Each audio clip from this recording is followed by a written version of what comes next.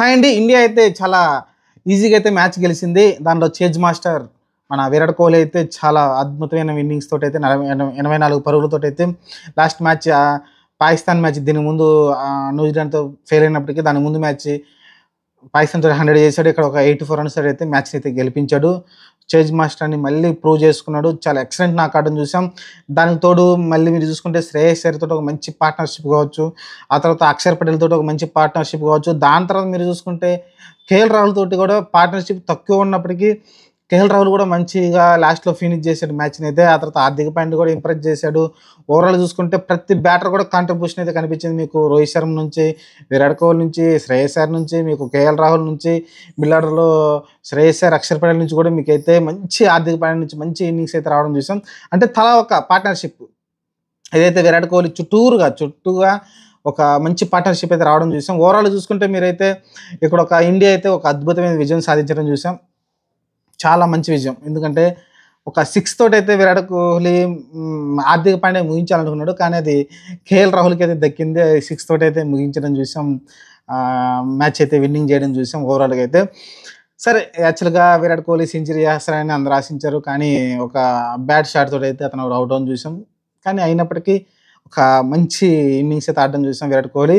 సరే టాస్ వరుసగా అయితే 14 మన రోహిత్ శర్మ అయితే ఓడిపోవడం చూసాం. రోహిత్ శర్మ అదే చెప్పాడు. 14 ఓడిపోయినప్పటికీ నాకే డౌట్ ఉంది. ఫీల్డింగ్ తీసుకోవాలా? బ్యాటింగ్ తీసుకోవాలా? కన్‌ఫ్యూజన్‌లో టాస్ ఓడిపోవడమే మంచిదనుకున్నాడు విరాట్ కోహ్లీ అదే చెప్పడం చూసాం. స్మిత్ అయితే మంచి స్కోర్ పుటప్ చేసి ఇండియా పైన ప్రెషర్ పెట్టాలనుకున్నాడు. అందుకే బ్యాటింగ్ అయితే తీసుకోవడం చూసాం స్టీవ్ స్మిత్ అయితే. అదైతే ఉల్టా అయిపోయింది. ఎందుకంటే స్టార్టింగ్‌లో మంచిగా హెడ్ తెలిసింది మనకి. 2023 ఎప్పుడు మర్చిపోలేము. నవంబర్ 19 తారీఖు. ఆ రోజు ఆడిన ఇన్నింగ్స్ తోటైతే మనమైతే వరల్డ్ కప్ కోల్పోవడం చూసాం. ఈరోజు అదే రివెంజ్ తోటైతే వచ్చాము. కానీ హెడ్ అయితే మన మీద కొంచెం ఆధిపత్యం అయితే కొనసాగించాడు. చాలా అగ్రెసివ్‌గా ఆడడం చూసాం. మంచిగా ఆడడం చూసాం. కొంచెం ఇబ్బంది అయితే పెట్టడం చూసాం. ఏదైతే వరుణ్ చక్రవర్తి హెడ్ మధ్య మంచి మంచి ఇన్నింగ్స్ ఉంటదనుకున్నామో వరుణ్ చక్రవర్తి వరుణ్ చక్రవర్తి పై చేయి సాధించడం చూసాం. ఓవరాల్‌గా అయితే వరుణ్ చక్రవర్తి మంచి వికెట్ తీసుకోవడం చూసాం. ఆ తర్వాత ఇంగా స్టీవ్ స్మిత్, షమి ఔట్ చేయడం కావచ్చు.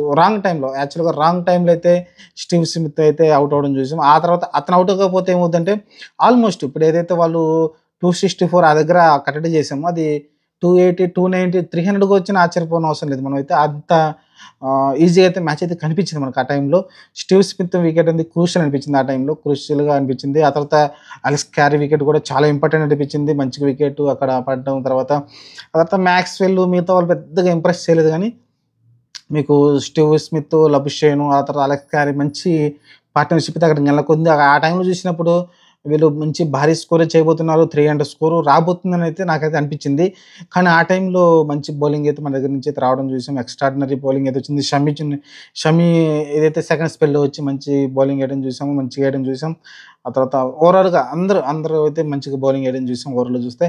మనకి క్రూషియల్‌గా మనం చూసిందేంటంటే రోహిత్ శర్మ స్టార్టింగ్‌లో ఏదైతే అగ్రెసివ్ ఇంటెంట్ ఉందో అది చేశాడు గానీ అంత సక్సెస్ అవ్వలేదు.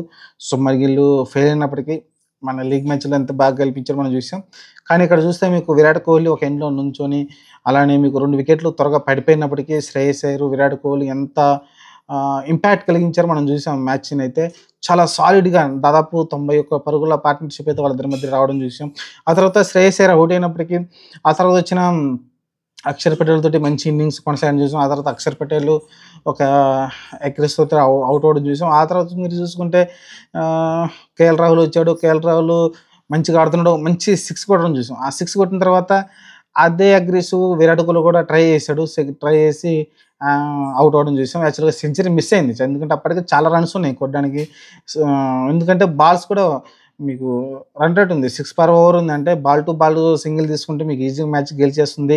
ఆ టైంలో అయితే కొంచెం అగ్రెసివ్‌గా విరాట్ కోహ్లీ అయితే ఔట్ అవ్వడం చూసాం. 84 పరుగుల దగ్గర.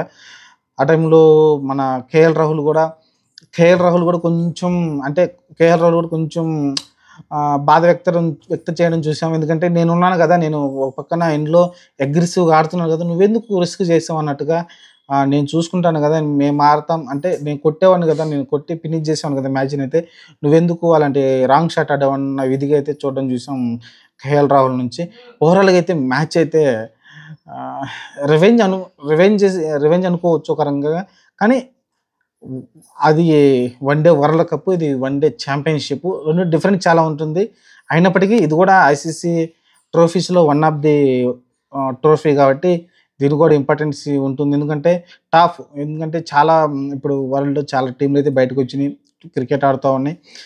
టాప్ 8 ఏదైతే ఉన్నాయో 8 టీమ్‌లయితే ఈ మ్యాచ్ ఆడుతా ఉంటాయి కాబట్టి 8 టీమ్‌లో నుంచి మనం ఫైనల్‌కెళ్ళామంటే ఖచ్చితంగా మనకు గర్వకారణంగా ఉంటుంది. చూద్దాం 2013లో మ్యాచ్ గెలిసాం. 2017లో పాకిస్తాన్ పైన ఓడిపోయాం. ఆ తర్వాత పాకిస్తాన్ పైన మనం రివెంజ్ తీసుకోవడం చూసాం. ఆ తర్వాత ఇప్పుడు చూస్తే న్యూజిలాండ్ పైన సునయా సింగ్ గెలిచి ఇప్పుడు ఆస్ట్రేలియా పైన కూడా చాలా ఈజీగా అయితే మ్యాచ్‌కి గెలవడం చూసాం. సరే ఫైనల్‌కైతే గెలిచాం. ఇంక నెక్స్ట్ వచ్చేసి న్యూజిలాండ్, సౌత్ ఆఫ్రికా మ్యాచ్ అయితే ఉంటుంది. వాళ్ళలో ఎవరు గెలిస్తే వాళ్ళతోటైతే మనం ఫైనల్ మ్యాచ్ ఆడాల్సి ఉంటుంది.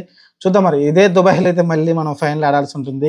ఎందుకంటే డిసైడ్ అయిపోయింది. ఎందుకంటే మనం ఫైనల్‌కెళ్తే ఖచ్చితంగా మనం దుబాయ్‌లోనే మ్యాచ్ ఆడతాం కాబట్టి ఫైనల్ కూడా ఎక్కడ ఆడతాం అనేది డిసైడ్ అయిపోయింది. ఇంక సౌత్ ఆఫ్రికా, న్యూజిలాండ్‌లో ఎవరైతే గెలుస్తారో వాళ్ళే ఫైనల్‌కొస్తారు. ఆ ఫైనల్ తోటైతే మనమైతే న్యూజిలాండ్, సౌత్ ఆఫ్రికాని చూడాలి. ఎవరొచ్చినా మనమైతే రీసెంట్‌గానే సౌత్ ఆఫ్రికాని మనం టీ20 వరల్డ్ కప్‌లో మనం ఫైనల్‌లో ఓడించి మనమైతే కప్పు గెలవడం చూసాం. రీసెంట్‌గానే మనం న్యూజిలాండ్ పైన గెలిచి ఈ సెమీఫైనల్‌కి రావడం చూసాం. ఓవరాల్‌గా చూసుకుంటే ఆహ్, మ్యాచ్ అయితే చాలా సునాయాసంగా గెలిచాం. ఆస్ట్రేలియాని చిత్తుగా ఓడించాం అనుకో ఒక రకంగా చెప్పాలంటే. చాలా సునాయాసంగా ఆడుతూ పాడుతూ అయితే మ్యాచ్ అయితే గెలిచారు మన ఇండియన్ టీమ్ అయితే. చూద్దాం. ఫైనల్‌లో కూడా గెలిచి చాలా తర్వాత ఎందుకంటే మీరు చూసుకుంటే విరాట్ కోహ్లీ, రోహిత్ శర్మ ఆల్మోస్ట్ కెరీర్ ముగిసిపోతున్న టైంలో ఇదొక మంచి మెమరబుల్‌గా ముగిసిపోవాలని కోరుకుంది. ఎందుకంటే one day world cup miss అయిపోవడం, ఆ తర్వాత టీ20 వరల్డ్ కప్ గెలవడం, ఆ తర్వాత ఇది కూడా గెలిస్తే కొంచెం ఎందుకంటే అది ఫైనలు, ఇది టీ20 గెలవడం, ఇదొక మళ్ళీ ఛాంపియన్ ట్రోఫీ గెలవడంతోటైతే ఒక మంచి ముగింపు అయితే విరాట్ కోహ్లీ, రోహిత్ శర్మకైతే దొరుకుతుంది. అలానే రవీంద్ర జడేజా కూడా ముగింపు అయితే దొరుకుతుంది. చూద్దాం మరి ఏం జరగబోతుందో. నెక్స్ట్ వచ్చేసి మనతోటి ప్రత్యర్థి ఎవరనేది మనకైతే న్యూజిలాండు, సౌత్ ఆఫ్రికా మ్యాచ్‌తోని డిసైడ్ అవుతుంది. వాళ్ళెవరు గెలిస్తే మనకి ఈజీగా ఉంటుంది. వాళ్ళెవరు గెలిచినా మనమైతే ఈజీగా గెలిచేస్తాం. నాకౌట్ మన థ్రెట్ ఏదైతే ఉందో ఆస్ట్రేలియా ఎప్పుడు మనకి థ్రెట్‌గా ఉంటుంది. ఆ థ్రెట్‌ని అయితే దాటేసాం కాబట్టి మనమైతే ఫైనల్‌గా గెలవబోతున్నామైతే నాకైతే కాన్ఫిడెంట్ ఉంది. మరి మీకు కాన్ఫిడెంట్ ఉంటే మీరైతే కామెంట్ సెక్షన్‌లో పెట్టొచ్చు. ఈ వీడియో నచ్చితే నా ఛానల్ సబ్స్క్రైబ్ చేసుకోండి, లైక్ చేయండి, షేర్ చేయండి. Thank you.